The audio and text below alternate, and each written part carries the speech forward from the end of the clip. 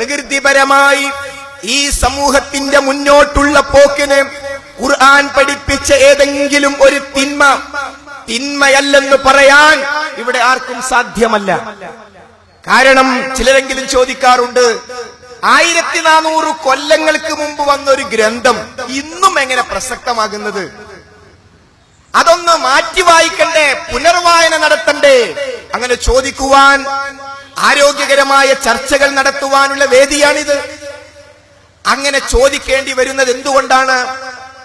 ഈ ഗ്രന്ഥം 1400 വർഷങ്ങൾക്ക് മുമ്പ് ഒരു മനുഷ്യൻ എഴുതിയതാണെങ്കിൽ പുനർവായനയുടെ സമയം എന്നോ കഴിഞ്ഞു. എന്നാൽ ഒരു മനുഷ്യൻ എഴുതിയതല്ല, നിരക്ഷരനായ പ്രവാചകനാണത് പറയുന്നത്. ലോകത്തിന്റെ സ്രഷ്ടാവിന്റെ വചനങ്ങളാണ് വിശുദ്ധ ഖുർആൻ. കഴിഞ്ഞുപോയ കാലത്തെയും നിലവിലുള്ള കാലത്തെയും വരാനിരിക്കുന്ന കാലത്തെയും സൃഷ്ടിച്ച ലോകത്തിന്റെ സ്രഷ്ടാവിന്റെ വചനങ്ങൾ കാലാതീതമാണ്. എന്റെയും നിങ്ങളുടെ ചെവിന്റെ കാര്യം ആലോചിച്ചിട്ടുണ്ടോ? ഈ മൊബൈലൊക്കെ കണ്ടുപിടിക്കുന്നത് നേരത്തെ നമുക്കറിയാമായിരുന്നു. വല്ലാത്തൊരു ചെവിയല്ലേ ഇത്? മൊബൈലിൽ രാത്രി വരെ സംസാരിച്ച് ആ ചെവി കൊണ്ട് കഴിയുന്നുണ്ടല്ലോ. ഈ മൊബൈലില്ലാത്ത എത്ര സമൂഹം കഴിഞ്ഞുപോയി. പടച്ചോന്റെ ഒരു സൃഷ്ടിപ്പ് അല്ലേ? കേവലം ഒരു ചെറിയ ഉദാഹരണം. അപ്പോൾ ലോകത്തിന്റെ സ്രഷ്ടാവ് വരാനിരിക്കുന്ന കാലത്തെക്കുറിച്ച് അറിയുന്ന ലോകത്തിന്റെ സ്രഷ്ടാവിന്റെ വചനങ്ങളാണ് വിശുദ്ധ ഖുർആൻ. അതുകൊണ്ട് ആ വിശുദ്ധ ഖുർആൻ കാലാതീതമാണ്. ലോകത്തുള്ള ഏത് വിമർശകർക്കും ഖുർആനിലെ ഇന്ന കാര്യം നമുക്ക് പ്രായോഗികമല്ല എന്ന് സമർത്ഥിക്കാൻ ശ്രമിക്കാം, ഒരു വിഷയവുമില്ല. പക്ഷെ ആർക്കും അതിൽ വിജയിക്കാൻ സാധ്യമല്ല. എന്നാൽ ഇവിടെ നമ്മുടെ മുമ്പിലുള്ള പ്രതിസന്ധികളിൽ ഒന്ന്, ഈ കാലാതീതമായ വേദഗ്രന്ഥം കയ്യിൽ വെച്ച മുസ്ലിം സമുദായം ആ വേദഗ്രന്ഥത്തെ നെഞ്ചിലേറ്റിയില്ല എന്നതാണ്. അതാണ് ബഹുമാന്യനായ ഡിവൈഎഫ്ഐയുടെ സഹോദരൻ സംസാരിച്ചപ്പോൾ മുസ്ലിമീങ്ങൾ ഈ വേദഗ്രന്ഥം കയ്യിലുണ്ടായിട്ടും ഇസ്ലാമിന്റെ അവസ്ഥ എന്താണ്, മതവിശ്വാസികളുടെ അവസ്ഥ എന്താണ് എന്ന ചോദ്യത്തിന്റെ പൊരുൾ അതാണ്. അവിടെ രണ്ട് പ്രധാനപ്പെട്ട കാരണങ്ങളുണ്ട്.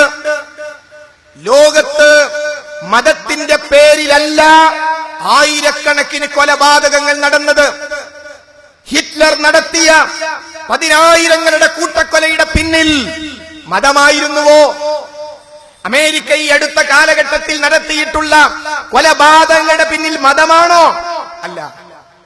ഈ നമ്മുടെ കണ്ണൂർ ജില്ലയിൽ നടക്കുന്ന കൊലപാതകങ്ങൾ മതത്തിന്റെ പേരിലാണോ രാഷ്ട്രീയത്തിന്റെ പേരിലാണോ? കണക്കെടുത്തോളൂ. അവിടെ നമുക്ക് ബോധ്യമാകും മതമല്ല പ്രശ്നം. അതേ സന്ദർഭത്തിൽ മതത്തെ രാഷ്ട്രീയ താൽപര്യങ്ങൾക്ക് വേണ്ടി ദുരുപയോഗം ചെയ്യപ്പെടുന്നു എന്ന സത്യം അത് നാം അംഗീകരിച്ചേ പറ്റൂ. അവിടെ മതമല്ല അതിന് ഉത്തരവാദി. മതം പഠിക്കാത്ത മുസ്ലിമീങ്ങൾ മതത്തിന് ഭാരമാണ്. ഇസ്ലാമിന്റെ സൈദ്ധാന്തിക അടിത്തറയായ ഏകദൈവാരാധനയുടെ വിഷയത്തിൽ പോലും, ലാ ഇലാഹ ഇല്ലല്ലാഹ് എന്ന കലിമത്ത് തൗഹീദിന്റെ വിഷയത്തിൽ പോലും മുസ്ലിമീങ്ങളിൽ അബദ്ധം പറ്റി. കാരണം എന്ത്?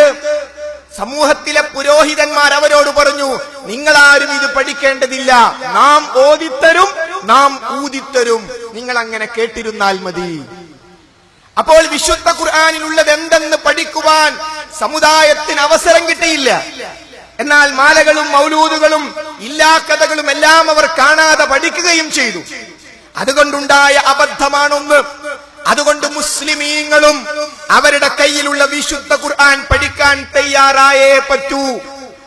വിശുദ്ധ ഖുർആൻ പ്രഥമവും പ്രധാനവുമായി പഠിപ്പിക്കുന്ന ഇസ്ലാമിന്റെ വിശ്വാസം ലോകത്തിന്റെ സത്താവിനെ മാത്രമേ ആരാധിക്കുവാൻ പാടുള്ളൂ എന്ന ആ ഏകദൈവാരാധനയുടെ സന്ദേശത്തെയാണ് മുസ്ലിമീങ്ങളിൽ ബഹുഭൂരിഭാഗവും എന്ന് തന്നെ പറയാൻ കഴിയിച്ചിട്ടുള്ളത്.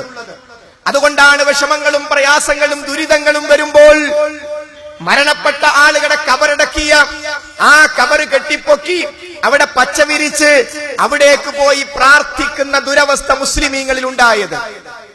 അത് ഒരിക്കലും ഇസ്ലാമല്ല. അതുമായി ബന്ധപ്പെട്ട വിശദമായ പഠനങ്ങൾ മുസ്ലിം സമുദായത്തിൽ ഉണ്ടായേ പറ്റൂ.